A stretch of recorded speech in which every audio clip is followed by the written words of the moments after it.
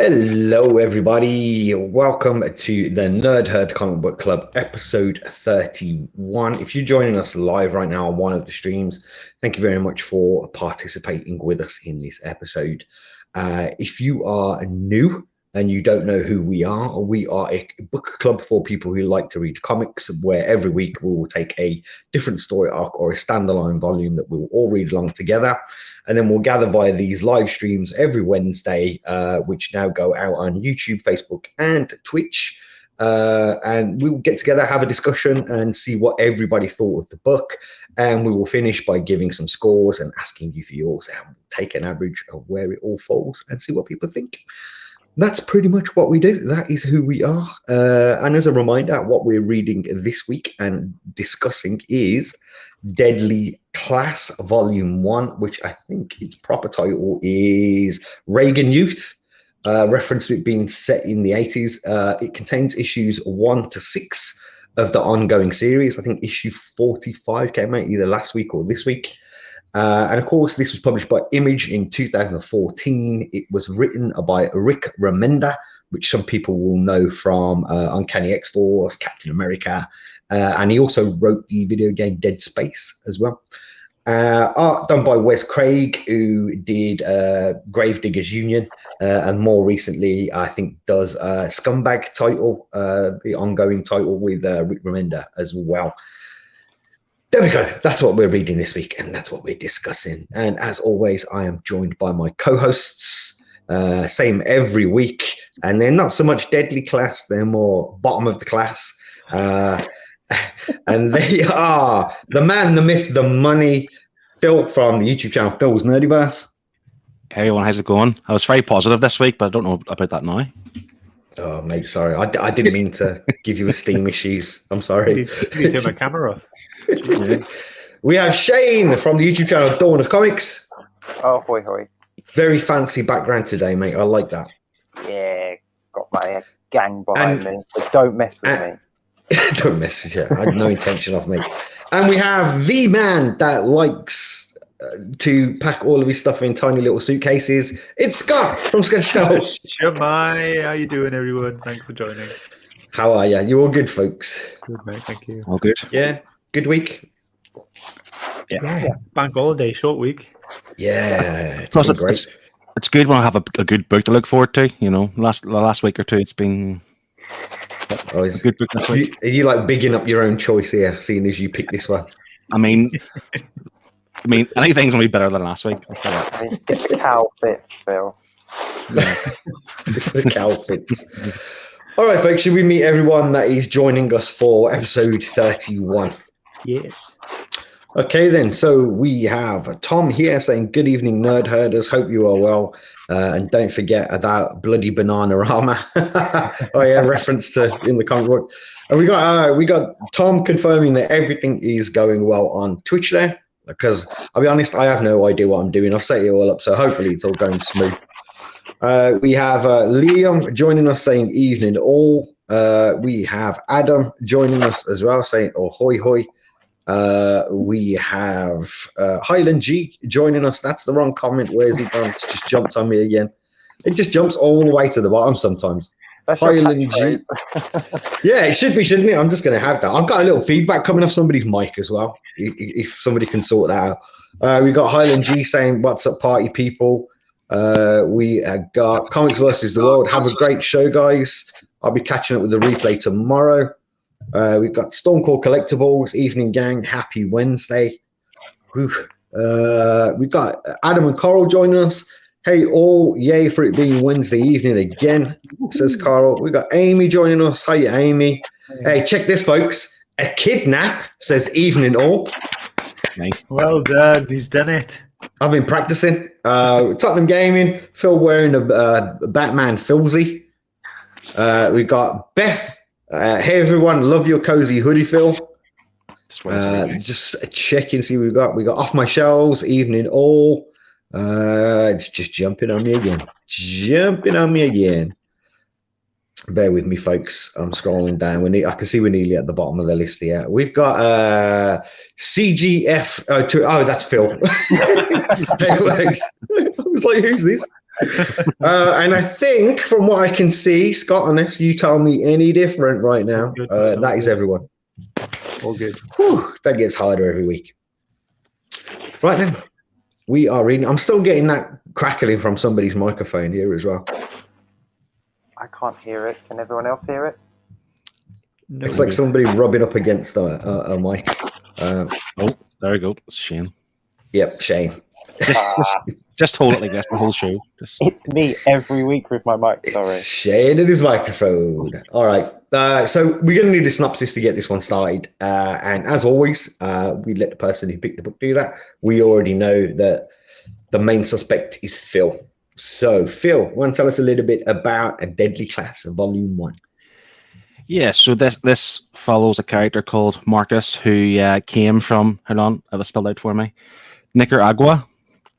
So he came with his family to San Francisco, escaping something we don't know yet, and he kind of tragedy follows him. He loses his parents, lives in a boys' home, then becomes homeless, and kind of sees the he lives like say a year homeless, struggling for food, but then this kind of group take him in and save him from the police and bring him to a place called the Keen's Dominion School of the Deadly Arts, where he's taken in and he is trained to be an assassin, and he has ambitions to kill the one and only Ronald Reagan.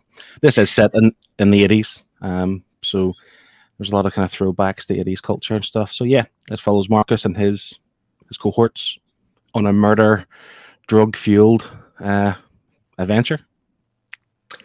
Yeah, I think well done, mate. That's pretty sound synopsis there as well. So let's get it started then. Scott, you want to kick us off on this one? Yeah, really enjoyed it. Overall, I've been winding Philip up all day. He was messaging me going, did you enjoy it? And I've just been sending him GIFs, people being like this and Simon Cowell being absolutely awful. But anyway, really enjoyed it. It was really good fun. The colouring wasn't particularly for me, but the paneling and the art was fantastic. But don't get me wrong, the colouring really suited the book. Like this kind of like it was very muted, I think, and pastel-y, and I did think it worked well with the book, but it just wasn't my favourite type of thing. Yeah, it's like they used every colour in the rainbow. Yeah, they did. They used I'm just to clarify, are you saying you wasn't a fan of the pencils or the colours in this? Lines were great. It was just the colours now and again. Okay. Yeah. Wow. I was art-wise, if we're looking at visual stuff, it was the paneling that got me. I loved the way they did the paneling in this book. Yeah. That was the best. Of the three, that was the best. The panels are great. I love the colours. I love that every page kind of had its own colour. The background of every page was a set colour, and you'd turn the page and be a completely different colour. I thought that was brilliant. But the paneling, I love the way the arrows went, and it almost went in moods, didn't it? Like you would have when one scene was happening, it would kind of be all washed in one colour, and then as the scene kind of merges into something else, it changes into another colour. It was fantastic. Yeah. It was so well done. Well, I feel like you might change my mind then by the way you're talking about it here. Well, Comic Bound is saying he loved the colours. Adam and Coral are saying we think the colouring made the artwork so much more beautiful.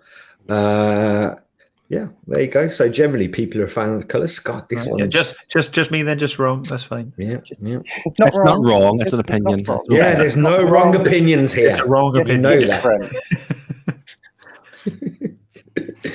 Shane, how about yourself? I know you said that you enjoyed the block colouring. Especially when they were tripping on acid, the way the colours were even brighter was absolutely fantastic. It was. I had 2 pages to pick between, and it was going to be the one where they were tripping, and you see Vegas, and you get all the beautiful panels of Vegas, but there's like the Cheshire Cat and clowns and stuff like that because it's fantastic. Artwork, it gets a solid B for the art because quite a few times the faces and the bodies are just out of proportion. There are sometimes it's done on purpose, but when it's not done on purpose, it's not great for me personally, and the faces are not the best. Yeah. But with the paneling, like Scott said, and the colors, I forgave that every page. Yeah, I will agree. The paneling is great, and we'll get to that with our pages because I think we've got some examples in there. But just checking the chat here, Highland G saying that the colors came into it more as it goes on. The brighter colors are reserved for the more psychedelic stuff later on as they get into trying drugs. I love the colors overall, says Highland G. Tom says, I really enjoyed the coloring of the panels and pages. Thought it went together really well. The art style grew on me, and I've ended up loving the comic so much that I have the whole lot ordered. We also have TB joining us saying, sorry, guys, I'm late. He's running some errands, but he's listening in. Howdy to you, Tyler, mate. I hope you're well. And let's just check. We've got some other comments as well. Liam says, from choosing strange origins to having a wrong opinion tonight, Scott can't win at the moment. No opinion is a wrong opinion. Someone agrees with me. Off my shelves is saying, I agree with Scott. I didn't like the colours, too muted and not to my taste, apart from the tripping, which were not muted, but still a bit meh. Hashtag block the shelves, both of them. That's Scott just and mine. There's no wrong opinion, Shane. All the shelves stick together. Stormcore Collectibles is saying the colours during the tripping art were brilliant, in my opinion. It was great. And Echidne saying, I like the art a lot. It's somewhere between Frank Miller and Jamie Hewlett. I agree about the panels. Some interesting layouts like the chase in chapter 1, page 22 to 25. Yeah, okay. So, Phil, do you want to? What about yourself, mate? I know you chose this, but did you choose it mainly because of story or art, or I mean, what do you think of the art and the colors in it? I think a bit of both. Like I like a story that's kind of crafted in a certain way. Like these colors and the writing and the art style, they all kind of combine to make the book. It's not like that. That's kind of different colors in every other page. Like it wouldn't work in like a Batman book or something. It just wouldn't work. So it works here. So yeah, I mean, I get where Scott's going with, because there were some times I was thinking some colors are really kind of vibrant and bright and in some parts, and then they're quite muted in the others as well. And it's like, I suppose there's an inconsistency that way. But overall, I thought, I think the story's fantastic. I think the art, even though like it's not, I feel like it's art I could do. I'm not trying to play it down, but like it's not like majorly detailed or something. But it is detailed in one way, if you know what I mean. But yeah, I think that this is probably one of the more kind of cartoonier styles that we've read. But I mean, that is Wes Craig, isn't he? He does have a very kind of cartoony style to some of it. So this isn't going for realism. Let's put that out for folks. The best thing about it is like the characters. Obviously, they're all different, but they all look like we've seen the page where they had like the preppy gang, they had the Chico gang or whatever else they were called, and like they were able to distinguish between that. So I love those kind of character designs of that stuff. But yeah, I thought I love this book. And I mean, I've just seen Adam's comment there. It's not about the goat love, even though there are some shocking moments in this. Adam's saying you have to read the comments out, Phil, because people listening on the podcast won't know what's going on. Adam's saying we all know Phil actually chose this for the goat love. That's what Adam's saying there. Well, this book has everything. It has action, it has murder, it has drugs, it has bestiality, it has everything you want in a comic book. Yeah, it has. I mean, let's clear that up, okay? Me? It has. Can someone just clear up how old Marcus is? Because in the book it says he's 14. He's 14 whenever he's first leaves the boys' home, isn't he? Yeah. Okay, and he was on the street for a year. That makes him 15. So I do not want to see him having sex with her in my comic book. He's 15. I don't want to see it. But he didn't know, did he? We didn't. Like this close. Yeah, he didn't. He had a gun shoved in his face before he could do anything about that. I'd also like to clear up that and then there her wasn't, boyfriend's talking about her hand on his. It's a little bit much. I agree there, to be honest. But I would like to clear up the fact it wasn't bestiality in the book. There was just suggestions Suggested. towards Suggested. bestiality. Yeah, I'll be honest, folks. A lot of what's being Harder. referenced, a lot of what's being talked about here is referenced. It's not actually shown. I think you don't actually see any of this stuff going on at all. Apart from the murder, you see the murder. Yeah, you do. Yeah, Highland G saying it's definitely a style choice, simulating ways to Paper Girls. It gives a fun 80s vibe. Yeah, I can kind of see that. And Like a off my punky shelves, yeah, punky is definitely the right word. Totally. Off my shelves is saying what I absolutely hated was that there was only one teacher from the Middle East, and when his class was beheading, I really disliked that. I never thought about that, but yeah, Same. Yeah, I never thought about that. It's a good point. All right, so let's move on to pages then. Let's put the banner up as well. That helps. Oh, there it is. I just forget every week now. I'm just kind of like, I'll put it up whenever. Whatever. Yeah. Okay, so let's go with the pages then. Shane, you want to start with yours, mate? Yeah. This was one of the ones I was going to pick. I love this page for many reasons. The colors, again, like I love that it's yellow in the background. I love that the detail is where it needs to be. There's nothing drawing your eye anywhere else because the back is just a block of color, so you're not distracted by anything. But the movement, I complain a lot about movement in comics because some pictures are just too still and static and you don't get that movement. But the movement in this, I mean, if you look at the bottom panel with his butterfly knife, it's every click of the butterfly knife in his hand as he's flicking his knife out. I thought it was absolutely fantastic. I think, you know what, though? I interpreted this slightly different because at this point, for those watching who maybe haven't read, he's on acid at this point, isn't he?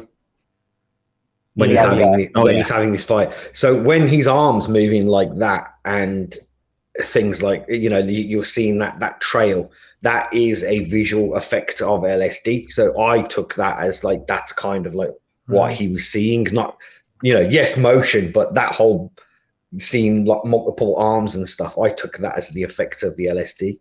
Having never taken LSD, I wouldn't know, so I just took it as movement. No, not me. No.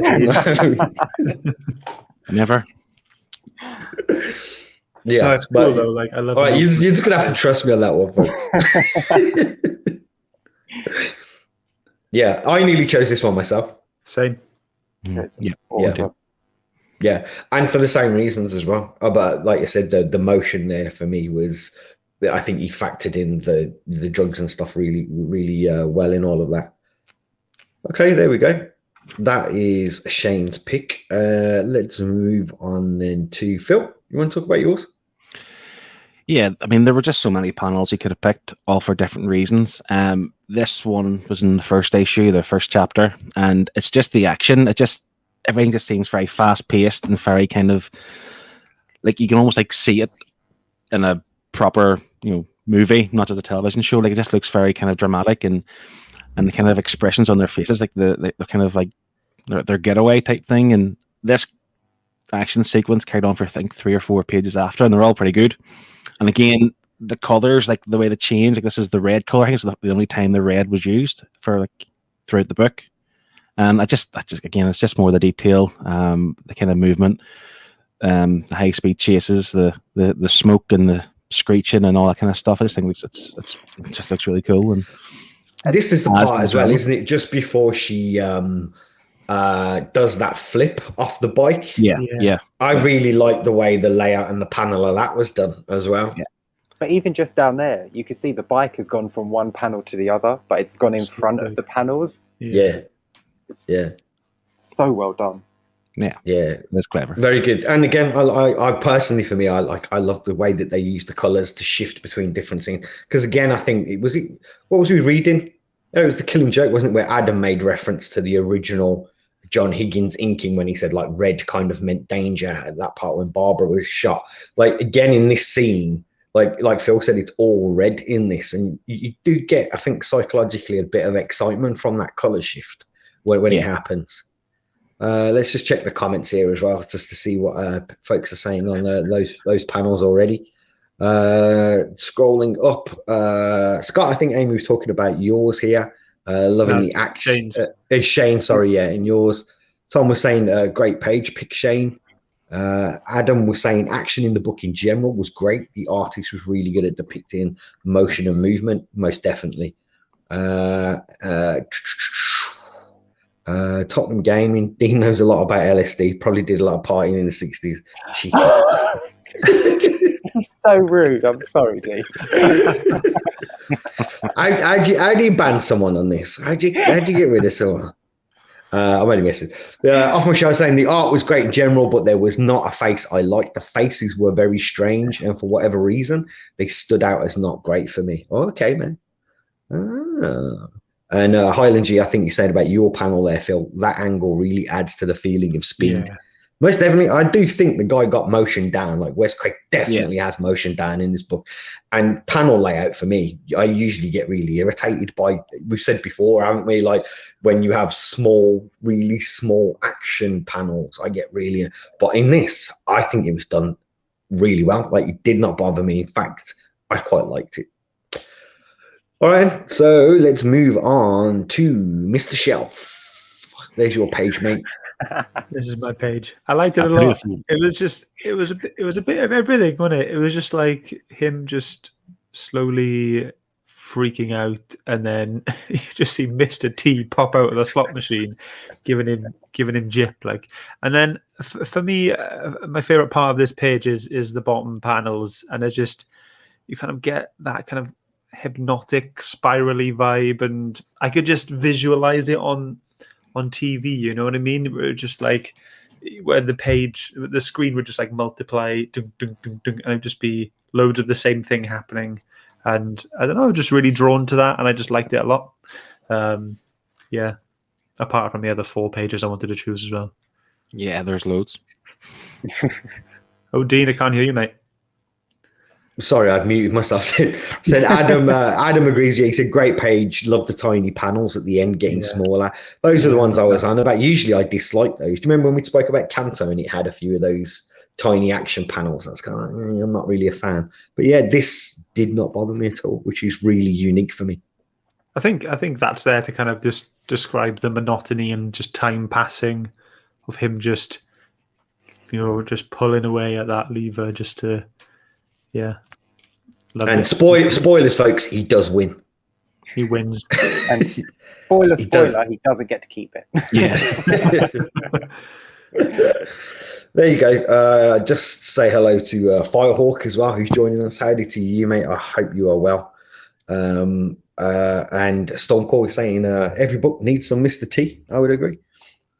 Moving on to my panel. Can you guys guess which one I may have chosen?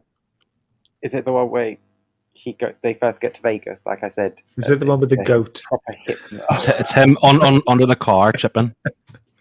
You guys have no faith in me at all, do you? You just got. Is it the goat? Is it something? Really, well, do you know what? It was that one. That's the page. That's the other page I was going to pick. Yes. I love that, the use of color, and what I really liked is the faces just here. You can see them. Brilliant. Those are like all of his friends that he's looking at, and just the distortion in all of their faces and the colors and stuff. Like just the eyes as he's looking round. Yeah. And again, like Phil said, it's not, I think, especially detailed, but the use of color and where the details and lines are just really have an effect of their own, I think, so all that detail isn't really needed, That's why I picked that, just to kind of highlight that, in this book, I don't think like massively detailed backgrounds and things like that were necessary in this for telling this story. But the detail's there, though, because you can even see, like, where it says circus, the second circus is just melting, where he's tripping so hard, it's just melting off the billboard. It's like, it's so good. Yeah, totally. I loved that creepy clown, though, like, because he was talking to him, wasn't he? He was talking to the clown. Oh, yeah. As well. And he was just, he was just freaking out, and I loved that as well. He took like 6 sheets, didn't he, of the LSD because he thought they were fake. Yeah, brilliant. Yeah, my God, yeah, he did. And even the hippie was just, he legged it, didn't he? It was he ran. He's like, oh, crap. I'm out of here, man. let's just check what people are saying. Stonecore Collectibles is saying this page and Tom as well. He said, yes, great page, brilliant color in the sense of how high he is and tripping is off. There you go. There you go. So yeah. Can I cheat for a moment? Because I have another page I want to show on the book. Oh, come on. No, you're only allowed 4 page each. You know. Go on. It's just this one. He's got the book out now. You can't say no, can you? I just thought this was great as well. Like for being like very like a lot of negative space. Like this is where he killed the poor. Is it Larry or Harry? I can forget his name. Rory, wasn't it? The homeless man he killed. Yeah. And so you see him getting slaughtered, and then it's like the camera just zooms out. I just thought that was fantastic. Like it just adds the atmosphere of the book. He whacked him on the head, didn't he? With was it a pipe or a post or something? I think it was a wooden bat or a 2x4 or something. Yeah, something like that. Yeah, that was a really dark moment. To be fair, like the build up to that, and he was his friend. And the after effects of that, I think were a little bit like they were really dark. Just say hello to Sean here as well, the noob joining us as well. With that page as well, like with that murder and stuff, like the reason why he killed him, was it because he had his own little flashback about being abused, and then just I'm assuming he saw red and just went nuts and just killed him. I think it was a mix, mate. What happened is he had the assignment that he had to kill somebody that deserved it, and then that guy confesses that he torched a village in Vietnam, doesn't he? He says that's what he did, killing people. And then, he does have a kind of moment of a flashback while he's weeing up a wall about him being abused. So I think those two things end up with him just kind of doing it. I think the homeless fella kind of slipped up, didn't he? Because I think he said he had told the story multiple times in the past to Marcus, and he slipped up by saying the wrong thing. So then he straight away thought, well, hold on, maybe you were the one who burnt these villages and stuff. So he deserved it at the end of the day. So, but did he? Because the school actually did the research and they couldn't corroborate his story. Yeah, they couldn't. They said they couldn't find any record of him ever doing that. And as far as they was concerned, he was a war hero, wasn't he? Off my shelves is here saying I wanted more of hang on 1 second. I wanted more of the school dynamic and the history behind that. Very little time there. This volume, he was off killing or tripping. I did like it, but I wanted more school and Masterlin. This was something that bothered me. I think the thing that sold me the book and kind of drew me into the. I knew we chose this to read, but something I was looking forward to reading about this was the fact that it was a school environment. They're all going to learn how to kill and all these techniques and all this stuff, and you just see that there's like school scenes for like 6 pages, you know what I mean? And it's just like I felt a bit misled, and I'm not saying the story isn't great. Like I love the story, but I was just like, oh, okay. Like even the cover, the one I've got, they're all in school uniform, and I'm like, where was the school? Like, you've got the that's the cover for the TV show, isn't it? That Tom's mentioning here as well. Tom's referring to that scene that we talked about. He said he killed Trump because he's a killer. He says, I personally think this was more built up in the TV show. We'll get to talking about the TV show. And let me just say hello to Mad Dog Comics joining us as well. He says he's waiting on book 3 to be released before jumping into the series, but showing some love. Thanks for joining us, Marcus. Thanks for stopping by, mate. And Stormcore saying, I wanted more of the Hogwarts element. Maybe the story develops more. Now, I'll be honest, right? I'm going to put this in here. I was going to save this, but when Phil picked this, I've never read it. And I didn't really know much about it. This is one that's completely gone under my radar over time. I'll put my hands in the air and be honest about it. But when you told me what it was, Phil, I was expecting a Harry Potter 4 Assassins. And I'll be honest with you, I'm glad I didn't get that. I'm really glad I didn't. What I found instead was a mature, grown-up story full of adult themes, and it wasn't Harry Potter, and I'm really relieved about that. That's a plus for me. I think they expand more on the school and further volumes, but I agree. Like I like the school stuff, but at the same time, like I written them down. So there's assassin psychology, beheading, poison, hand-to-hand combat, and black arts. They're the classes, and I did get Harry Potter vibes without being childish, if you know what I mean. And I like that. I wouldn't have wanted too much of that just yet, because I think later on down the line, because like of Lynn, for example, and some of the teachers, like you don't know anything about them yet, but I like to think you will know further down the line, and there's stuff to expand on there. But yeah, if there was too much of the school, then we would have not had the trippy acid trip and the fights and the murders and stuff. So I kind of preferred what we got as opposed to more of the school. But I did like this kind of school dynamic with the kind of like the rich kids and the kind of like he hangs out with the losers on the rooftop smoking weed, and there's all, I can't remember what they call the gangs now. They're all kind of hate him because they see him as like a blow-in type thing. He's yeah. I understand the gang thing, and it was very 80s and stuff. But like, I did find a little bit some of the gangs like a little bit stereotypical. Like, Cliche. I did think, come on, you could have put a bit more imagination into that, like, rather than just have those like typical gangs.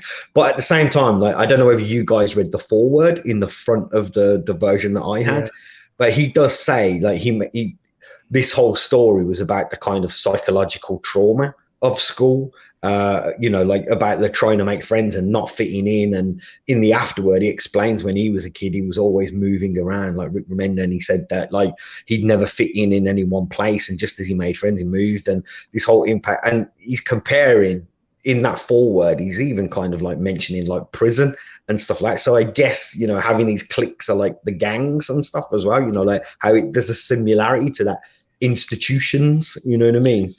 Yeah, I seen an interview.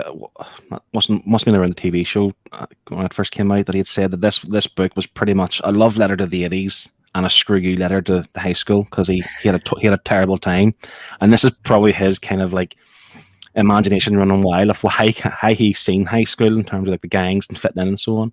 But yeah, I like to think we'll be getting more of it on further volumes.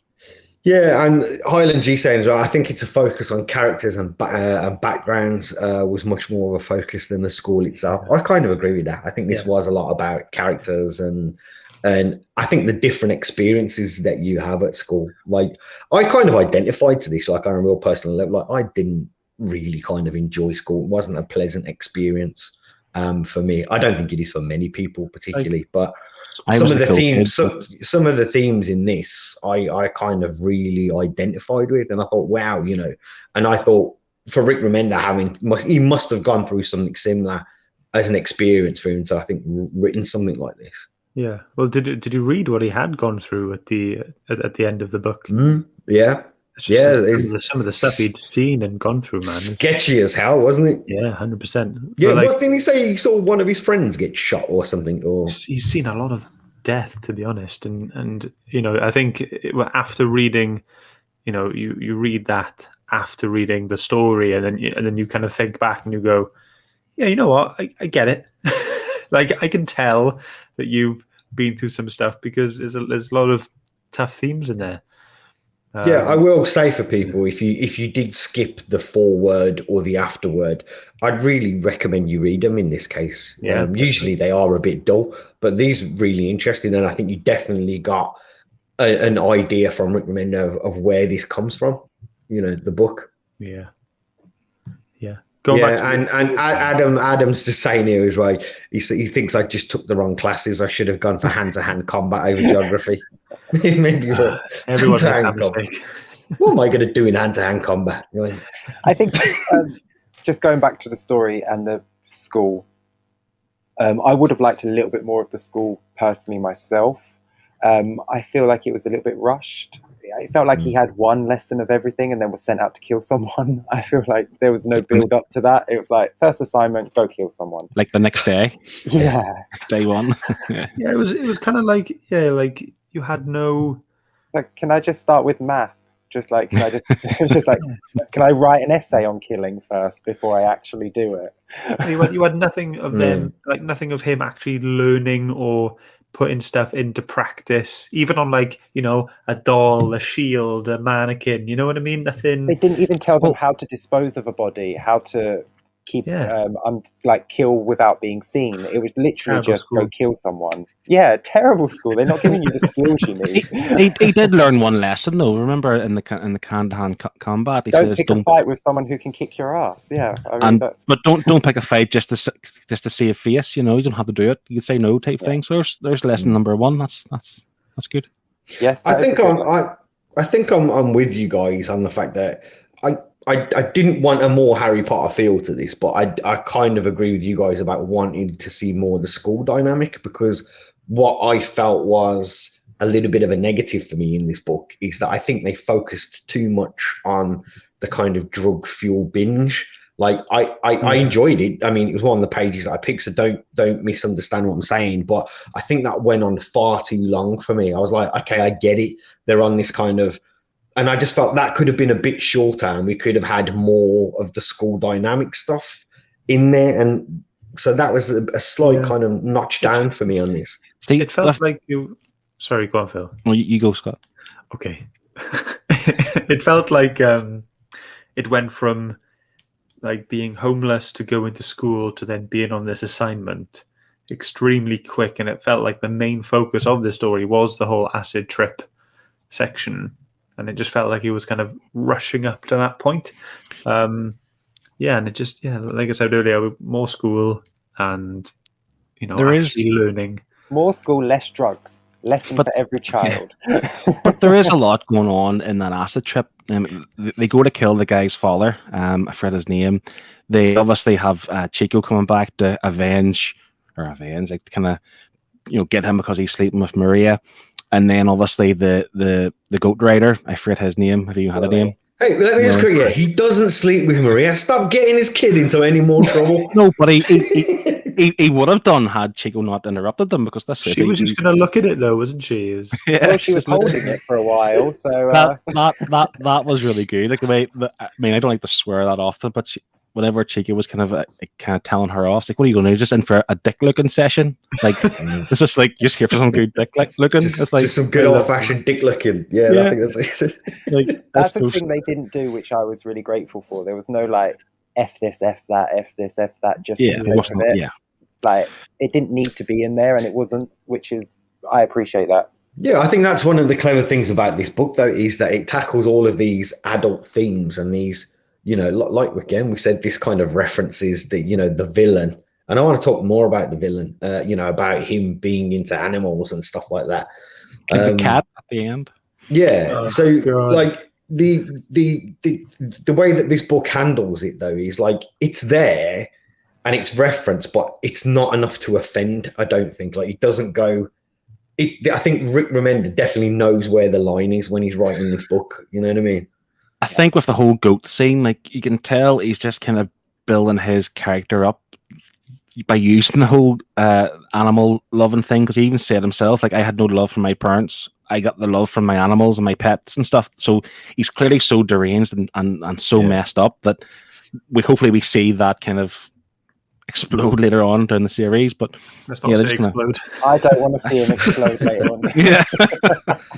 just touching on the villain there as well, and just for the context for people who maybe haven't read along this week, you don't quite see or actually get told in any articulate way what it was Marcus did at that boys' home. You kind of see a little bit and get a glimpse, but you don't know how any of that actually played out.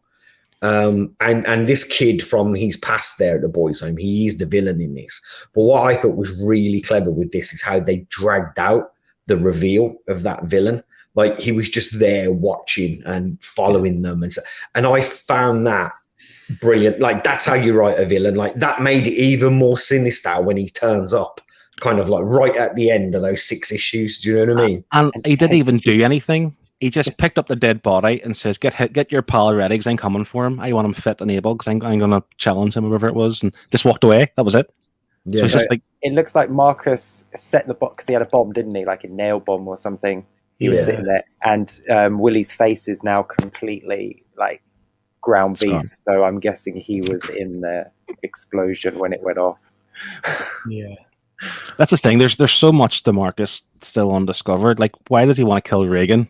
I mean, I'm sure there's a long line of people who wanted to do that. He tells you at the beginning why he wants to kill Reagan. Reagan let the crazy people out of the asylum, and that crazy woman got on the bridge and jumped and killed his parents. Oh yeah, that's right. Yeah, she jumps. So he blames Reagan, doesn't he? Because he's we don't know why the other kid wants to kill Bananarama. No. But yeah, he does. He blames Reagan because of the budget cuts, which in turn left people being released from institutions. And then that one woman leaps off the bridge, kills herself, and lands on his parents. Highland G saying, I like that they take the time to introduce each of the main characters first before we get into the extra complications of the school. I had written down one which I thought was hilarious. Just a one line was at Victor that his dad is Stalin's top assassin, like that include all those kind of things. Was that the big Russian fella? Yeah, yeah. The one he kind of confronts in the shower, and he's like picking on that poor guy, and he shoots himself. Yeah. I can't. The only thing I'm struggling now, like the only thing with this book is like I'm trying to remember people's names, characters, and I'm seem to struggling. Yeah, because there's quite a few. That's probably my own doing though. Yeah. Maybe. Oh, yeah. And Off My Shelves makes a good point. And Reagan had something to do with his dad and the drug stuff. Yep, he did. Yeah, wasn't he running guns for the CIA or something? And that's, I mean, there's still so much undetermined yet with the kind of Reagan stuff. So, yeah, look forward to reading on and finding out. Yeah, me too. Yeah, but that scene where that woman jumped off and landed on his parents, though, I mean, it was really sad because the way it was drawn and everything, but it was kind of funny as well that the bad luck to just be standing. I know. That whole flashback I thought was done really well. You know, like you had bits of black and white as well, and the boy with the balloon, and I think great, that kind of set that up really well. And I kind of like where the panels separate from the text as well, the way that they do that layout. It again makes you feel like you're becoming detached from something somewhere. Do you know what I mean? I liked in that flashback where the lines, the drawings of everything seemed a lot simpler as well, as if maybe remembering a simpler time. And it was good. It was a nice little I like that. I also kind of. Sorry, Phil. Go on, mate. No, you go ahead. You get some comments. I'm just saying. Stone Cold Collectibles is saying that the whole I guess it's the end with the villain where he says the whole wanting him to be ready for a real Hollywood barn dance felt very animating for an ending. I thought that was great. It showed how confident he was. He's like, I can kill you all right now, but where's the fun in that? I want you ready. I want you to be able to fight back. And I'm taking this cat with me. Yeah, and this headless body. Well, no, what was he doing with body? I don't where was he taking that? They took the body and the cat. God knows he's in for a wild night. You know, three-way. It doesn't actually explain why he took what was the guy's name again? Chico. Yeah. It doesn't explain what he's going to do. You will find out in the next volume, I assume, because you do find out in the TV show why he does it. Oh God, yeah. We probably will. We'll probably find out like a bit more. All right. Do we wanna anything else to say on writing? You got any points you want to touch on? Yeah, like we mentioned the part where the girl jumped off the bridge and obviously killed his parents and killed herself. Like I did quite like the touching moment where Marcus himself goes to the same bridge to jump off it, and then he's remembering stuff like what his father had said to him, like talking about life, like this isn't a dress rehearsal. You only get one turn. And then he just takes his foot. He's about to step off it and takes his foot away. Because I'll try, Papa. I'll try. And I just love stuff like that. Like, it's nice. You know, it's just. I mean, was that Sawyer? Saya? Is it Saya? I call her Saya. Yeah. Did she lean in and say "don't," or was that like the ghost? She kind of whispered it from afar, didn't she? Yeah, she whispered it from where she was watching. I think she's like, "Oh, don't," you know what I mean? Like, I don't think he heard her though. Yeah. But going back to what you just touched on there, Phil, about them there are some real poignant moments in this. Mm-hmm. There's one where when he's talking to his friend. When they're going off to do the assignment and they're talking about like fitting in and needing to feel like you belong and to be wanted and people to like you and stuff. A lot of poignant stuff, I think, in that. Do you know what I mean? Like, and that came up quite a bit in this volume, I think. Yeah, he just wanted a friend, didn't he? He said it over and over again. He literally just wanted someone to be his friend. Yeah, but I think the way that again, that got really deep. I think there was more meaning in that than rather than just somebody went for it. I think that kind of almost went into the why, some people feel that they need to be loved and need to be liked and need to have because he goes real into detail, doesn't he, about like almost being neurotic, like, oh well, I judged myself, like, why did I say that, why did I do this, why didn't I do that? So I think it got quite deep then for me in those parts. I mean, I would imagine this kind of book, even though it's a bit mental and psychotic, like for someone with like anxiety, for example, like could probably relate a lot to this book. So I'm guessing Rick Remend, I don't know the guy obviously, but I'm guessing he put a lot of himself into the book and how he was feeling at the time and stuff. So yeah, I quite like the realism in that. Like these are like real things that occur in people's real lives. So yeah, well, I agree. I totally like that. Like the bit where he's in the lift and he just doesn't like the silence and he's like, talk, say something. And he just says something incredibly stupid and the panel just shows him shrinking. I just thought it just shows, I mean, we all have those moments, don't we? The awkward silence. And I think that's what I'm referring to when I say it gets deep there. I think it's that reflection of reality. Like you said, we all have those moments where you kind of say those things to yourself, or there's that awkwardness, or there's that, and I really like how they kind of picked that apart in the character of Marcus. I thought it was really well done. Yeah, in that elevator scene, it's like he's taking the piss out of it. Looks, it is quite stupid in the grand scheme of things. Like elevator etiquette, he called it. Like you just get in the lift and go up or down. Like, do you know what I mean? It's like you're overthinking things. I think the way he done that was pretty good, to be honest. And but yeah, I have that. I'm sure a lot of people will do as well. But let's see. We got a comment here from Adam saying it was like he was saying he wants a friend completely for selfish reasons, and not many people are honest about why they form connections with each other. But he likes to think that he is. I think is there more to that?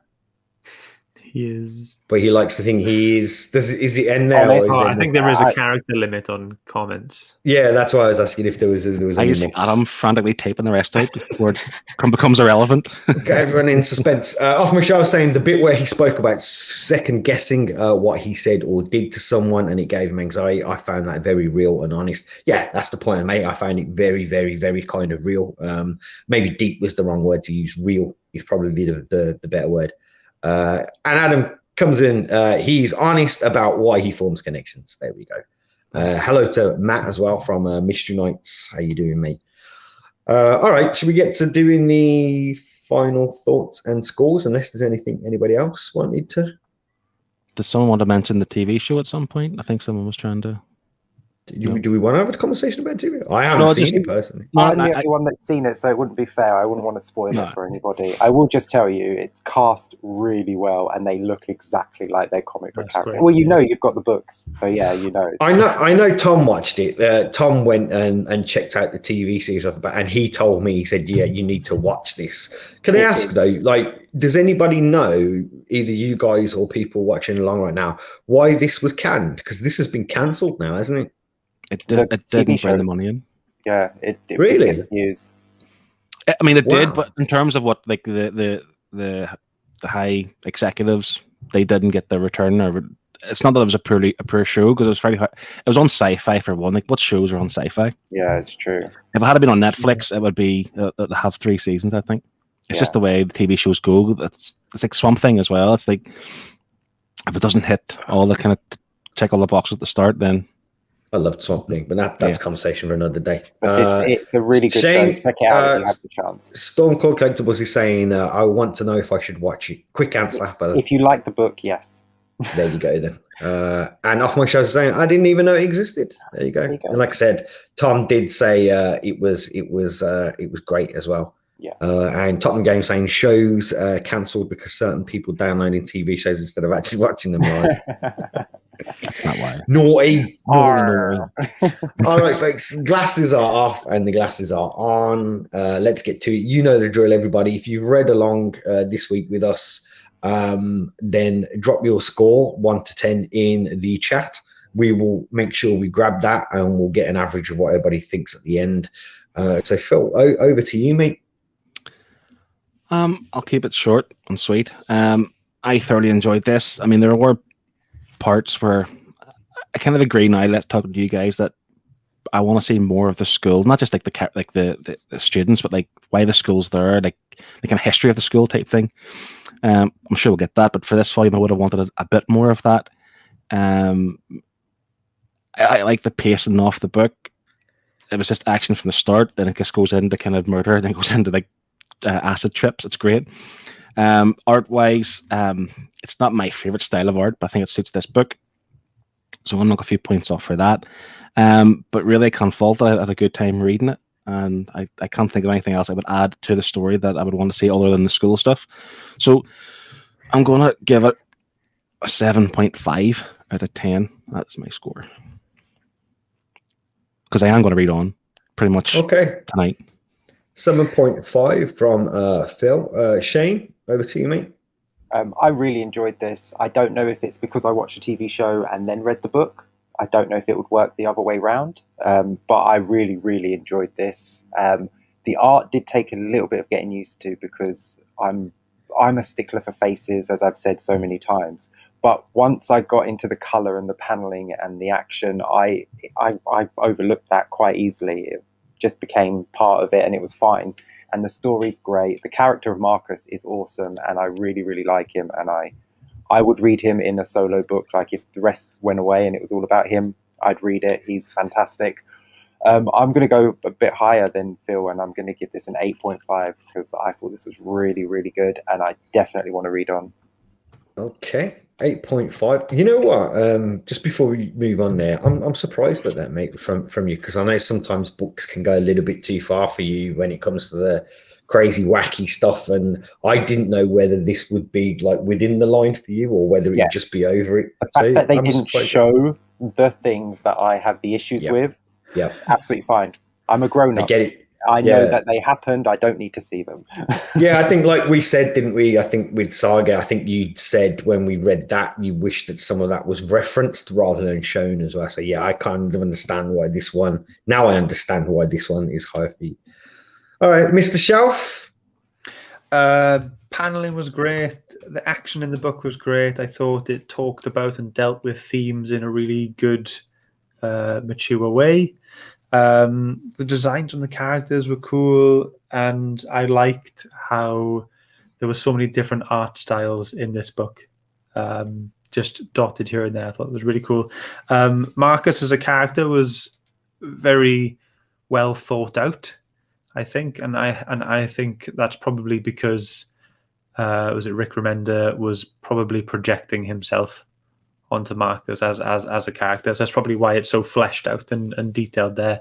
Yeah, my only issue is the color in here and there, and the fact that I wish the school aspect of it wasn't as rushed.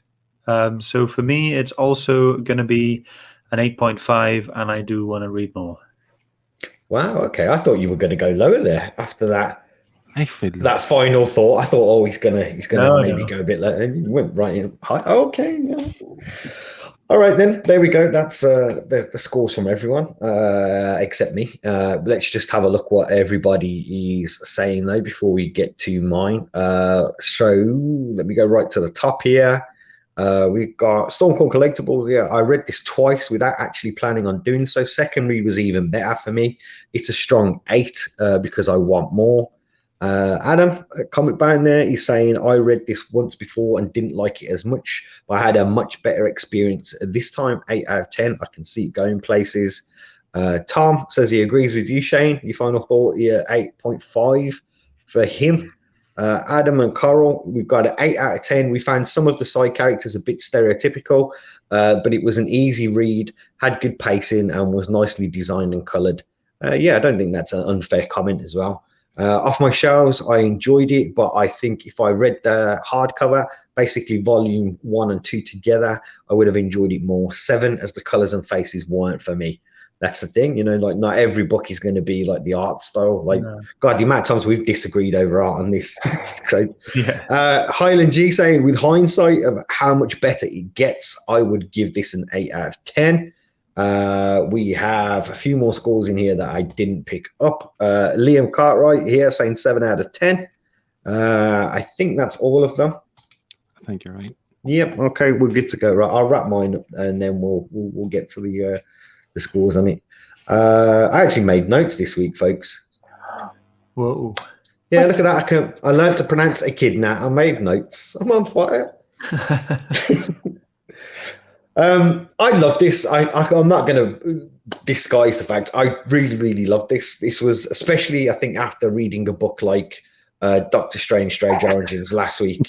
No, I don't mean that in a joke as a joke. I mean, like, this was kind of like the opposite end of the spectrum to that. So this, as like Strange was a very kind of simple story, this is a very complex, mature story.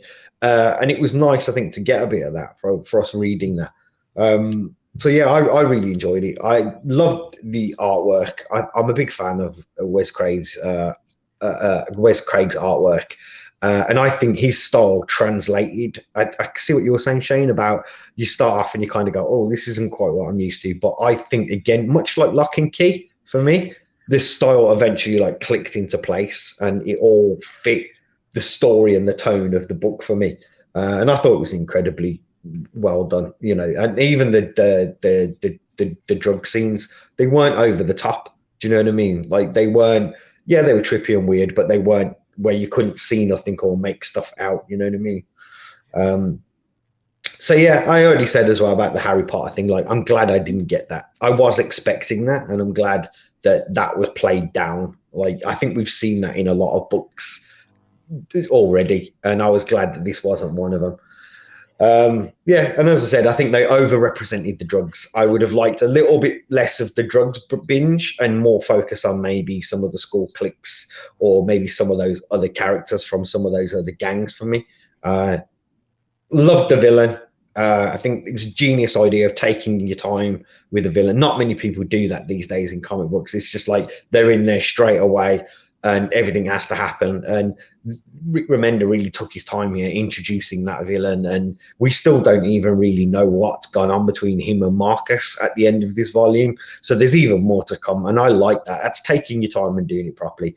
So with all of that said, for me, without waffling on anymore, like, and you're going to go, oh, well, why are you saying that? And then you're giving it this score. It's a 7.5 for me, right? And I know I've just said all of that stuff, but because I've got a feeling this gets better, like a lot better as it goes on. Like, it's good now, but I have a feeling this is just gearing up for good stuff that's coming. So for me, it's going to, like, on its own, it's a 7.5 for me. Great. Nice. There you go. I agree. I think it will get even more exciting stuff as it goes on, and a lot of loose ends. Yeah. And Echidna is saying the effort is appreciated, Dean. Thanks, mate. I put a lot of work into that one this week. But can you say Nicaragua? Even you can't say it. I've had 2 glasses of wine, so it's like, you know. And Comic Band's got a good point as well. And he says Rick Remender generally works with some incredible artists. That he does. Yeah, very true. All right. So let's see where everything falls then. So everybody watching along and participating in for this episode, they have rated this on average a 7.7. Nice. And we are, again, not too far away. We have given this a dead on 8. Nice. And that's from 2 7.5s and 2 8.5s, so it falls at an 8. So there you go. So what everybody wants to know is where does this fall on that Nerd Herd leaderboard? And you will notice I have changed it up a bit just so we can fit more stuff on. So yeah, it comes in joint 6th. Yeah. Wonder Woman, Gods and Mortals. It does. It comes in joint 6 with Gods and Mortals and Saga, which is also at an 8. I think that's a good spot for it. Yeah. Yeah. That fits in well, I think. Yeah. I think generally that's fair. I think the series is probably people will probably score higher as a whole. But like I say, we're kind of just volume 1, so yeah, 100% that's fair. Yeah, I think this falls in, like, I mean, you know, being a massive Saga fan,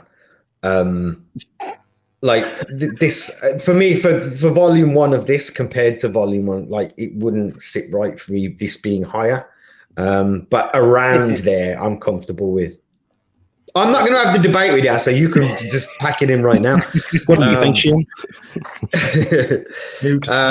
Let's move on and find out what we're reading next week then, folks. Next week, we are going to be reading for episode 32. My pick. DC versus Marvel from 1996, which was published both by DC and Marvel. The showdown of the century, 60 years in the making. Shane, do you want to tell us a little brief bit about it, mate? It is characters from DC and characters from Marvel twatting each other for 4 straight issues. It's great. Great. There is a story, but we'll tell you about that next week. How many issues is it, mate, for 4 people? issues. So there you go, 4 issues, folks. 4 issues, DC versus Marvel, or Marvel versus DC, because they changed the title halfway through, don't they? Issues 1, I believe issues 1 and 4 are DC versus Marvel, and issues 2 and 3 are Marvel versus DC, because the first and last were published by DC, and then the second 2 were published by Marvel. You can imagine how petty that business meeting was, wasn't it? Oh, well, we want our name first on 2 of the books. You know what I mean? Like, so there you go, folks. That's what we're reading next week. We're going to give that a read, and hopefully you'll join us, and we'll see what that's all about. Do we want to let people know what we got going on this week? Okay. Which way around? Let's go that way. Scott. Okay. Nothing. No. We've just done. So Amy and I on the weekend did that auction that we brought up last week. It was a lot of fun. All of the books were sold, and it was fantastic. And in total, we raised £212. For the Mind charity. I should have uploaded like a klaxon things to go. But no, yeah, it was great. It was a lot of fun, and the people who did get involved, everyone said they enjoyed it and they wanted more. So we will be doing another one at the end of this month as well. The charity will be different. We haven't chosen yet, but it will be different. And yeah, I think nothing immediately coming up this week. So I'll keep everything else under wraps till next week, I think.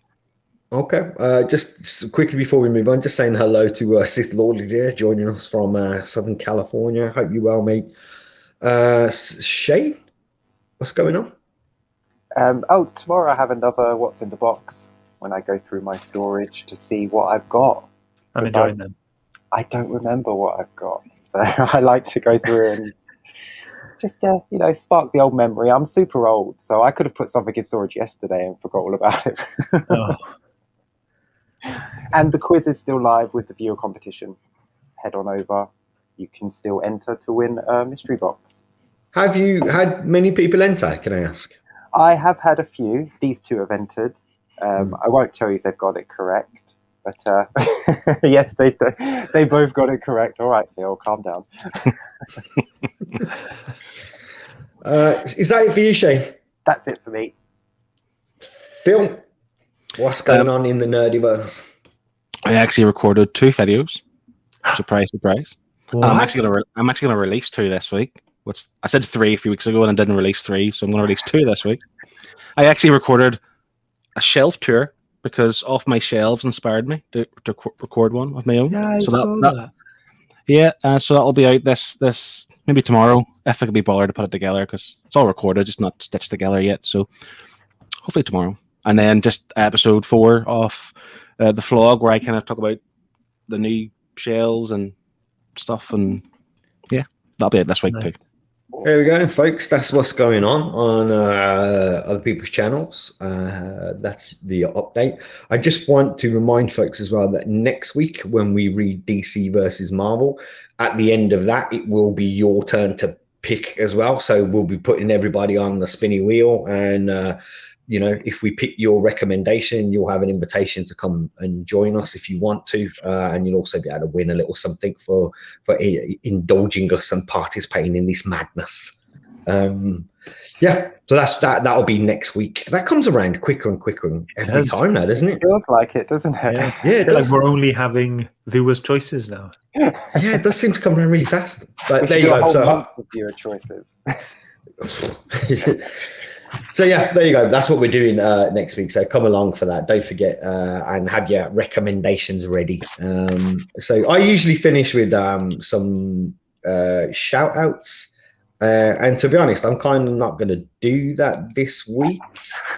I've only got one, realistically, and the reason why, it's kind of a bit out of a respect thing. This week we lost.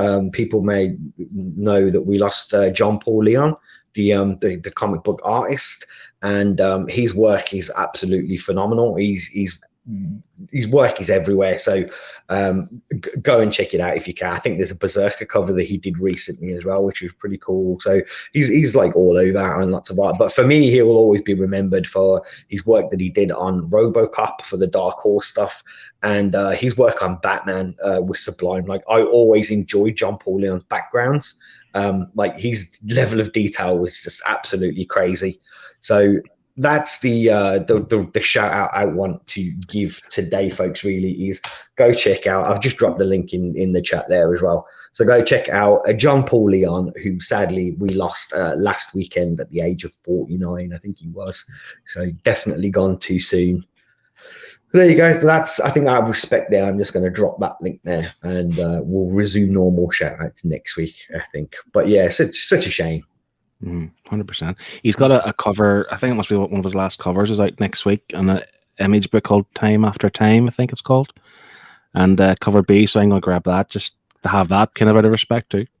But there you go. Yeah, he was a great artist, most definitely. I definitely, being a Batman fan, you know, most definitely I was a fan.